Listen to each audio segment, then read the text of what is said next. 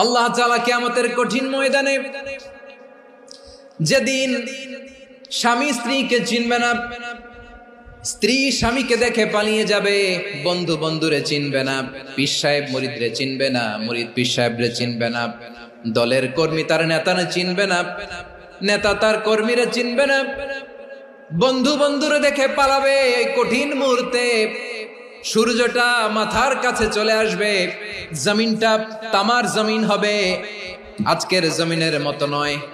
মানুষ ঘর্মাক্ত, ক্লান্ত, শ্রান্ত মাথার মগজগুলো কানের ছিদ্র আর নাকের ছিদ্র দিয়ে বেয়ে বেয়ে পড়বে। বিশ্বনবী ফরমান, কিয়ামতের ওই কঠিন ময়দানে 7 শ্রেণীর ব্যক্তিকে রব্বুল আলামিন তার আরশের নিচে ছায়া দিবেন। তার মধ্যে প্রথম শ্রেণীর ব্যক্তি হলো ইমামুন আদিল, যে ইনসাফের সাথে বিচার করে, যে জাস্টিস সমাজে সার্ভ